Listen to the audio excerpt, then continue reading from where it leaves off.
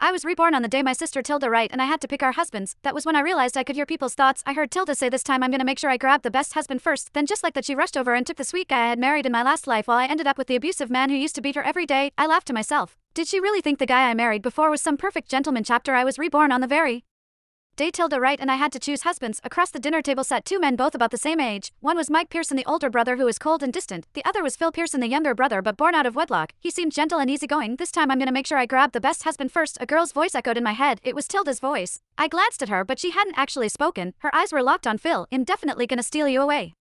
Her voice rang in my head again. That was when it hit me. I hadn't just been reborn, I could hear people's thoughts too. And judging by what she said, Tilda had also been reborn. Otherwise there was no way she'd be thinking like that. Sure enough, a second later she walked straight over to Phil and sat beside him, all shy smiles. Hi, I'm Tilda. I really like you, she said sweetly. My father spoke up beside me. Sky, since Tilda has chosen Phil, you'll marry Mike. The moment he said that, pride flashed in Tilda's eyes. Inside she thought, this time you can take the beating for me. In my past life Tilda had married Mike. He was a strong businessman and was always buried in work. I also heard he was cold when it came to matters in bed. Tilda had tried many times to seduce him but every time she ended up bruised and thrown out of his room. Eventually, because she never had children, Mike's mother Samantha Pearson declared that she must be sick and kicked her out of the Pearsons' house. As for me, I married Phil.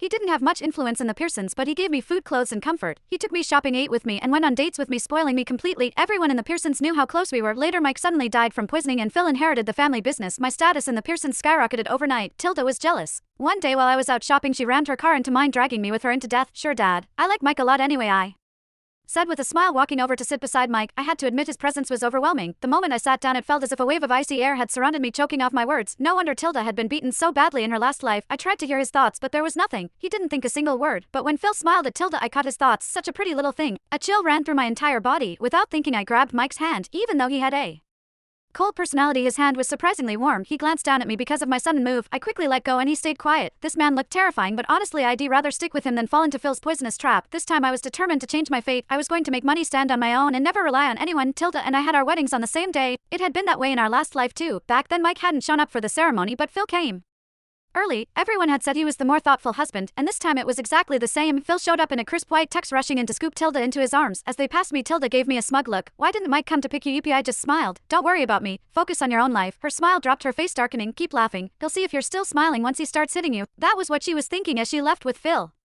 But it was way too soon for her to say that. There was no guarantee who would be the one laughing in the end. Mike didn't come to the wedding, just like last time when he married my sister. People started gossiping about me and giving me pitying looks. Tilda looked even more thrilled, clinging to Phil and blurting out, I love you, Phil. Then she pulled him into a kiss. Chapter I knew Tilda just wanted to see me embarrassed, but I wasn't stupid. I wasn't going to storm out like she did in my last life, giving everyone in the room and the Pearsons something to gossip about. I remembered how everyone back then had said Tilda wasn't calm enough and wasn't fit to be the Pearsons' eldest daughter-in-law. After that, Samantha never